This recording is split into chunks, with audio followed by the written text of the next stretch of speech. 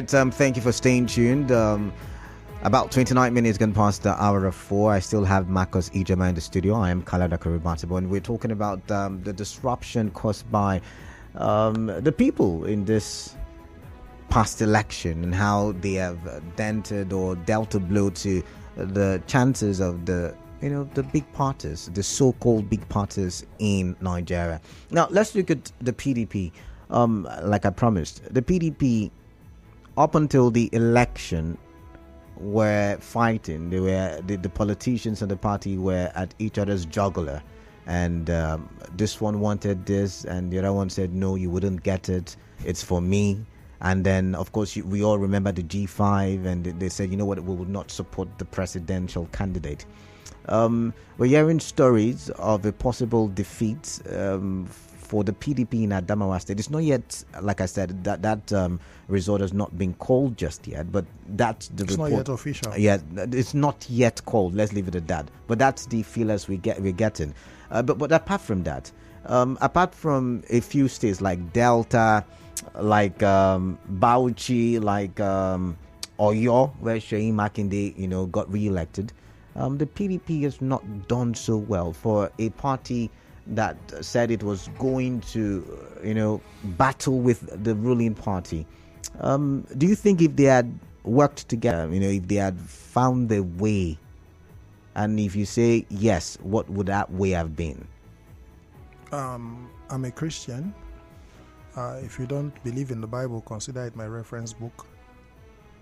In Proverbs, the Bible says, pride goes before the fall, all right, and haughtiness before destruction. Mm. That scripture has been fulfilled by PDP. Pride goes before a fall. I remember very well that interview Alhaji Atiku Abubakar had with BBC. And he played down on the capacity of his opponent, Peter Obi, of the Labour Party, saying the old traditional thing that we all hear before the disruption came in, that Labour Party had no sitting senator. He was trying to explain what they mean by structure by saying people in offices. And I remember saying it here in this your studio that what they mean by that is funding. When Nigerian politicians talk about structure, they are talking about money. Because party members don't pay dues, even though it's constitutional. It's in every party constitution that members should pay dues. So they rely on people who are holding political office to bankroll party activities and campaigns. So when the crisis started from their presidential primaries, I expected one of the team, whether the G5 or the Yochayu Atiku camp, to make a compromise. Who do you think, looking back now, who do you think could have made that compromise? Atiku Abubakar. He should have sacrificed Yochayu for the G5. If not for anything, he was banking on PDP strength in the eastern part of Nigeria and the south-south. There was a Wike in the south-south. There was Ikwazu and Ogwanye of Enugu in the southeast, and Sheyi Makinde in the southwest. And then there were other elements who were not office holders, but former governors and the likes, who were in this same camp of the G5, who could have delivered a senatorial district, in the words of Atiku, the structure in the senatorial district in their respective states. People like Fayose and Olabode George of Lagos and a few other people. So now, I told someone off the air some time back, I said, if I were Atiku, I will ask your chair to resign. Once I win, you can bring him back. You can bring him back. Just play these guys. But the ego and the pride that went before, oh, it's not my job to tell him to resign. Oh, it's not a constitutional thing. We'll have a constitutional crisis. As if they have been obeying their constitution. No party in Nigeria obeys or respects their constitution. So all of that went out, and the G5 took their feet off the pedal and allowed for a free fall. In the end, in their own backyard, they also got beaten. So the election is quite interesting, if you ask me. So now, looking at the PDP, I remember in 2015, something similar had happened, or maybe worse. I mean, we're yet to see because the results are still pouring in. But do you think the PDP might find it too difficult now to get back to the way it was, when it was flying high in 1999, 2003, 2007, and 11? Sorry to disappoint you. From stand, I'm not disappointed if that's what you're saying. Yes, they are not recovering from this. PDP ain't coming back from this. Why? Because they are shrinking further. And like I told you earlier, the survival of any party largely has to do with funding. And the more governors you lose, because the governors fund these parties from their monthly allocation, officially or unofficially. We know these things. Before you start asking me, do I have proof? I'm just telling you. No, I'm not going to do that. Go ahead. So, we know how these things work. So, the fewer states they control, the less funds the party has. The less funds the party has, the less they are able to do. So PDP is going to keep shrinking until it fizzles out, right, by the way. Now, the other thing we need to look at is the issue of PDP as an opposition. Even as an opposition party, they didn't do well.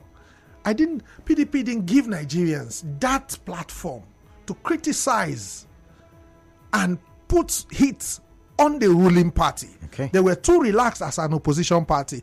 I could hardly remember the name of the spokesperson of PDP. I can, and I know. Yeah, you are constantly on air and constantly on the news, so it's easy for you. But I know how many people can remember or not remember. So PDP didn't do well as opposition, let alone.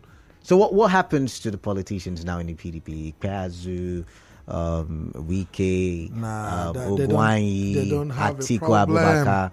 These people don't have any problem. But I mean, you just said the PDP will find it difficult to recover. And the question I'm asking, what then happens to the politicians? I will tell you, they don't have any problem. There's a section of Nigeria constitution that says we have freedom of association.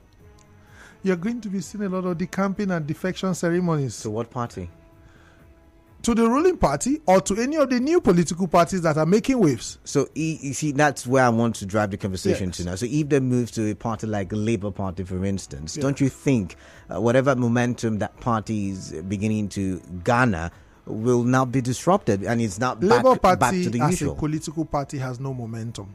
What is pushing Labour Party is obedience. Let's not and put the two together. that is the momentum. Yes, if Obi leaves Labour Party today, obedience will go with him to another party. So it's not what you are saying is not Labour Party people.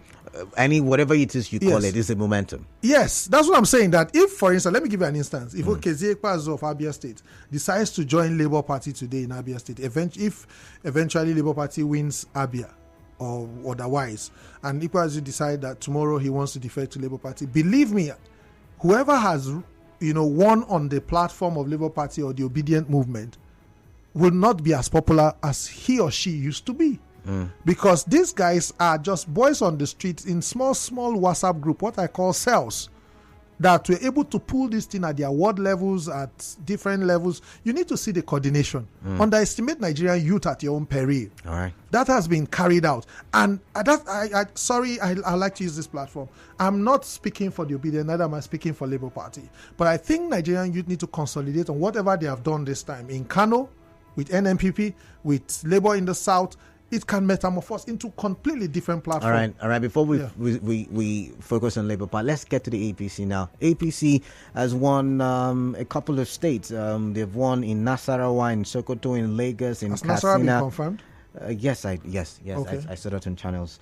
Nasarawa, Sokoto, Lagos, Katsina, Ogun. They've also won in Kwara, Gombe, Yobe, Jigawa. Kebbi is inconclusive. A couple of other ones. They're leading in some other states. So they've won quite a good number of states. But it was not an easy fight. If you look at the gap, sometimes 200,000, 100,000, 50,000. That's a huge margin if that's what you're calling. No, my point is before now, okay, it used to be a wider gap, right? Yes. And so it was such a hard fight, I should say. Yes. Such a hard fight. Now the question is, how does this impact the APC? Though they might have won, do you see them changing their ways when they get into office? All of the governors elect and representatives elect and all of that.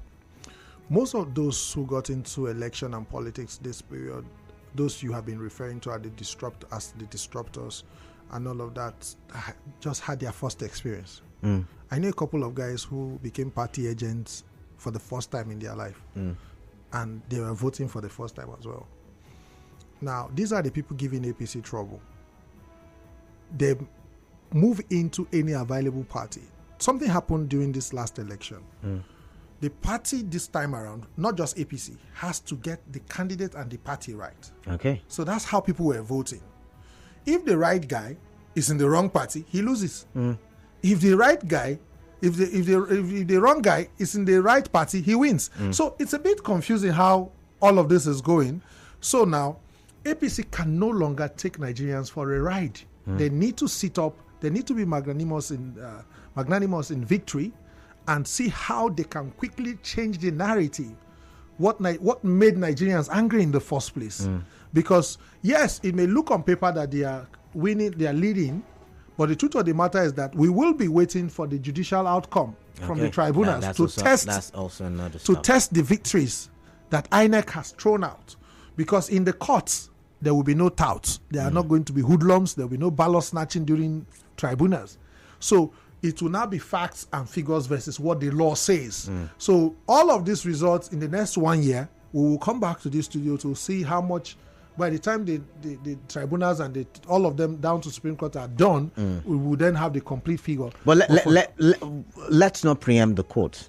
But let's look at the things the way they are, right?